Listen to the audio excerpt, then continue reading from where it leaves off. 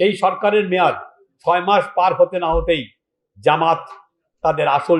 জামাতের আসল চরিত্র বেরিয়ে আসছে। তাদের নেতাকর্মীগণ সরকার বিরোধী বিভিন্ন চক্রান্ত ও ষড়যন্ত্রে লিপ্ত হয়ে পড়েছে। ছাত্র শিবিরের ক্যাডার দ্বারা বিভিন্ন শিক্ষা প্রতিষ্ঠানে দাঙ্গা হাঙ্গামা শুরু করে দেওয়া হয়েছে এবং এসবের পিছনে জামাতের হাইকমান্ডের ইন্ধন জুগিয়ে চলেছে। কারণ তারা জানে যে বর্তমান সরকার একটি সমস্যাগ্রস্ত, একটি ধ্বংসপ্রাপ্ত রাষ্ট্রের হাল ধরেছে। আমি ইশতিয়াক আজিজ উলফাত, সভাপতি, বাংলাদেশ জাতীয়তাবাদী মুক্তিযোদ্ধা দল। মহান মুক্তিযুদ্ধের লক্ষ্য ও স্বাধীনতার ইতিহাস এবং বাংলাদেশের সার্বভৌমত্বের প্রশ্নে আজ আমরা অত্যন্ত উদ্বেগ ও ক্ষোভের সাথে আপনাদের সামনে উপস্থিত হয়েছি। অত্যন্ত বেদনা এবং দুঃখ ভারাক্রান্ত হৃদয়ে আজকের এই সংবাদ সম্মেলনে বলতে চাই, এই মুহূর্তে আমাদের এই দেশটি একটি ক্রান্তিকাল অতিক্রম করছে।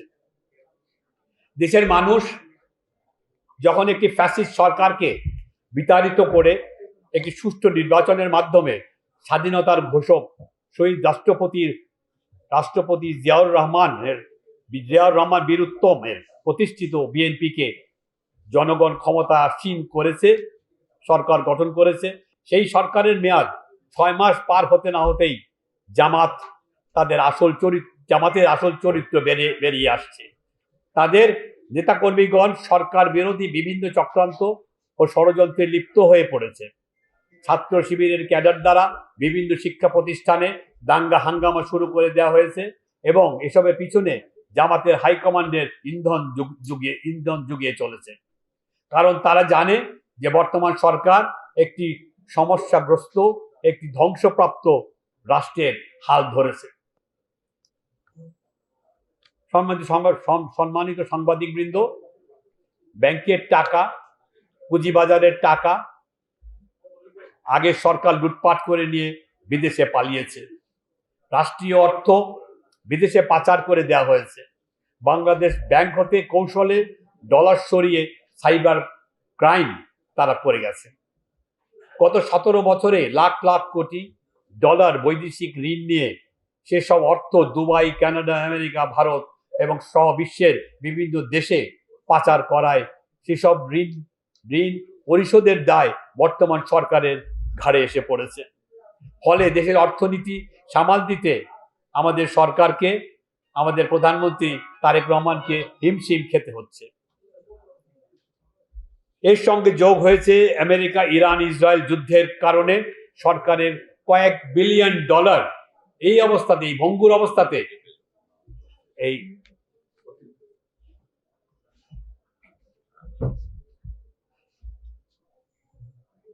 অতিরিক্ত খরচ হয়েছে। অথচ বিরোধী দল হিসেবে এই সংকট মুহূর্তে জামায়াতে ইসলামী সরকারের পাশে এসে না দাঁড়িয়ে বরং সরকারকে বেকায়দায় ফেলতে তারা মাঠে নেমে পড়েছে।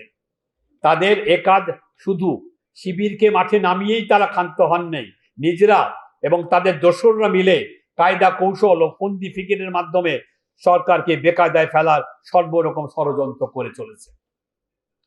এই অবস্থায় মুক্তিযোদ্ধা হিসেবে আজ আমরা এই মুহূর্তে জামায়াতে ইসলামীকে এই সংবাদ সম্মেলনের পক্ষ থেকে তাদের একটি বিশ্বাসঘাতকের দল হিসেবে ঘোষণা করছি।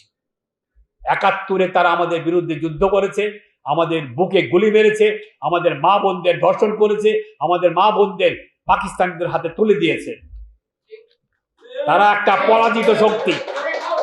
পরাজিত শক্তি। সারেন্ডার, ইনস্ট্রুমেন্ট অফ সারেন্ডারে বলা আছে, তারা পাকিস্তানিরা বলেছে, পাকিস্তান আর্মি তখন, we surrender along with the auxiliary forces which includes Jamaat, Shibir, Al-Badr, Al-Shams. They were included in that instrument of surrender.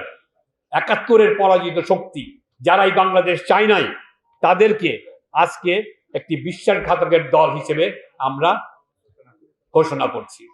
তারা অনেক সুযোগ পেয়েছে নিজেদেরকে পরিচ্ছন্ন করবার, কিন্তু তারা ৭১কে বাদ দিয়ে ৪৭ থেকে তারা ২৪-এ চলে আসতে চায়।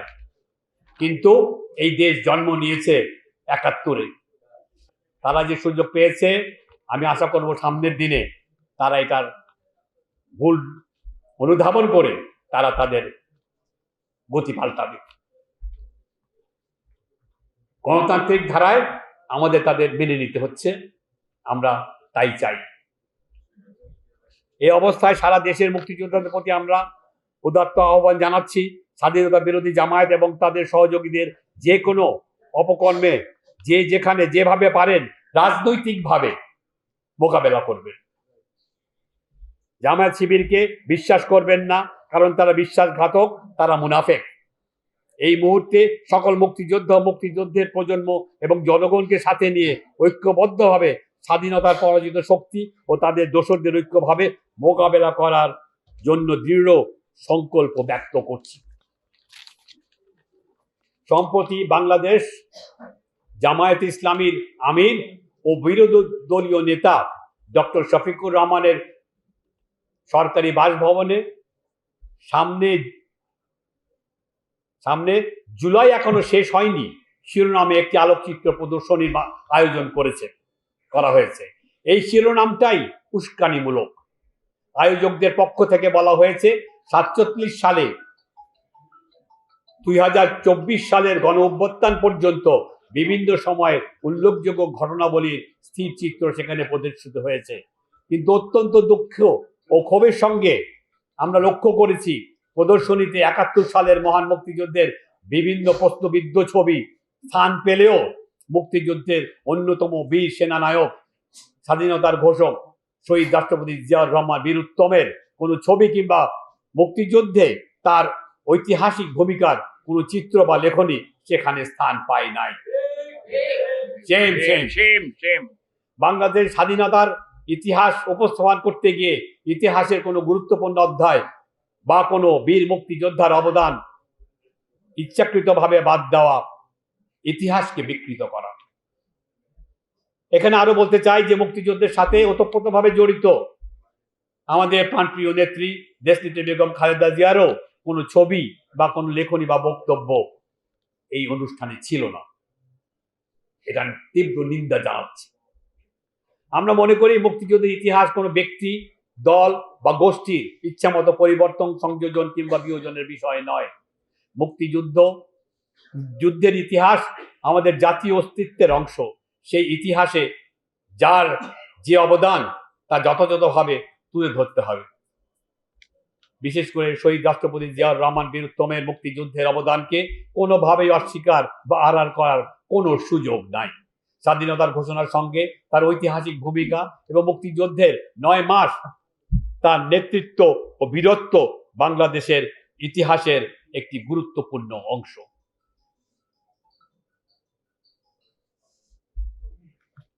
পরিশেষে মহান মুক্তিযুদ্ধে আত্ম উৎসর্গকারী সকল বীরাঙ্গনাদের প্রতি গভীর শ্রদ্ধা জানাচ্ছি।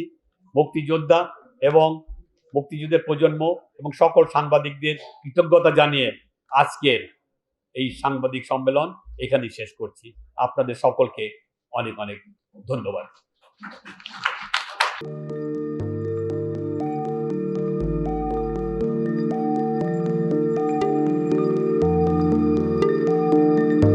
পহেলা জানুয়ারি ২০২৬ ইউটিউব জার্নালিজমের অগ্রদূত changeTV.press সংগ্রামমুখর ৭ বছর পেরিয়ে পা রাখল গৌরবান্বিত ৮ বছরে। এই আনন্দ প্রহরে সবাইকে নিরন্তর শুভেচ্ছা।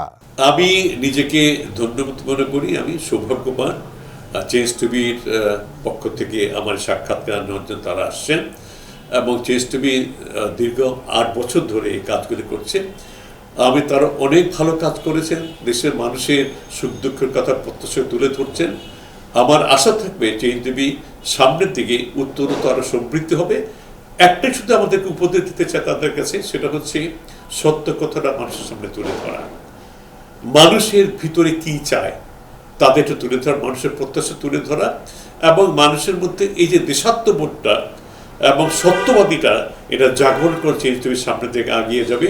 এবং যারা দেশের কথা চিন্তা করে এবং দলমত নির্বিশেষে যে লোকগুলো আছে তারা দেশের কথা চিন্তা করে, দেশের উন্নয়নের কথা চিন্তা করে, কোনো পক্ষপাতিত্ব করে না, তাদের বক্তব্য দেশের মানুষের তুলে ধরা, এই কাজগুলি সামনে এগিয়ে নিয়ে যাবে, এটা আমার প্রত্যাশা।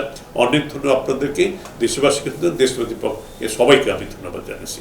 changetv.press এক ফোঁটা হলুদ নেই। আমরা শুধু আপনাদের কাছে একটাই আবেদন করব, মিথ্যার পিছনে দৌড়বেন না, সত্যকে ধারণ করেন, সত্যকে জনগণের কাছে তুলে ধরেন। সেটা যতই